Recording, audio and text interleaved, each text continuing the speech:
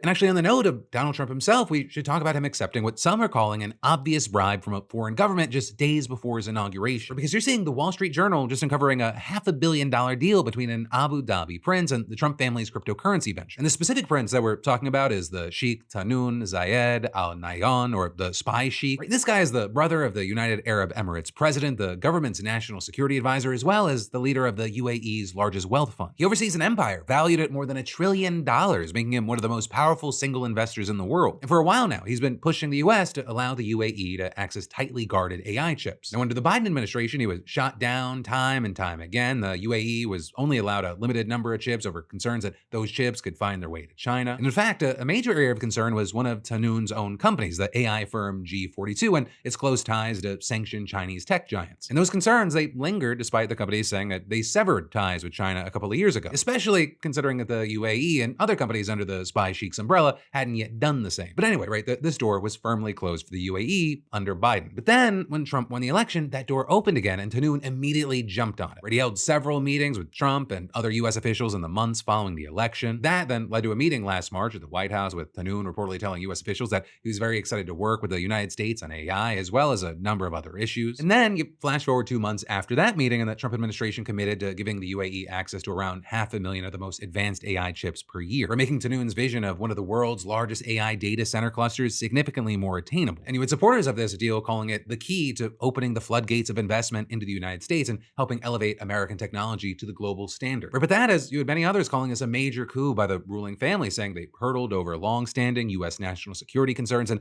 positioned themselves to compete with the most powerful economies in the world. And so already you had red flags waving, but then the Wall Street Journal took it a step further, and they made this whole thing just stink of tried and true corruption. Right? Because what hadn't been previously reported is that months before the chip deal was made, in the days leading up to Trump's second inauguration, the spy Sheik's emissaries signed a $500 million deal with a Trump family crypto venture. And so you had a crypto company called World Liberty Financial and a Tahnoon-backed investment firm named Ariam Investment One purchasing a 49% stake in it. And the $250 million that Ariam paid up front was reportedly split 3 different ways, and the biggest chunk of it, or $187 million to be specific, it's slated to flow into Trump family entities. And so you can see how this revelation, it starts to cause some concern. Also, along with the money, the purchase gave Ariam 2 seats on the World Liberty Board. And the reason that's worth mentioning is because those same 2 executives on the World Liberty Board are also on the board of a Tahnoon-backed investment firm named MGX. Right? And that firm would later go on to use World Liberty's stablecoin to complete a $2 billion investment in Binance. And that deal, it made World Liberty one of the world's largest issuers of stablecoins and reportedly set them up to generate tens of millions of dollars a year in revenue. Now that said, Team Trump, they were very quick to jump in, saying that there is no conflict of interest for anyone involved here. And you had a spokesman for World Liberty saying that Trump has not been involved in World Liberty since taking office, and that this deal doesn't grant anyone any sort of access to government decision-making or influence over policy. The White House saying President Trump only acts in the best interests of the American public, saying there are no conflicts of interest. But those assurances, they haven't stopped experts from raising the alarm. And so you're seeing people like Kathleen Clark, a law professor and former ethics lawyer, saying that even just the deal between World Liberty and Ariam,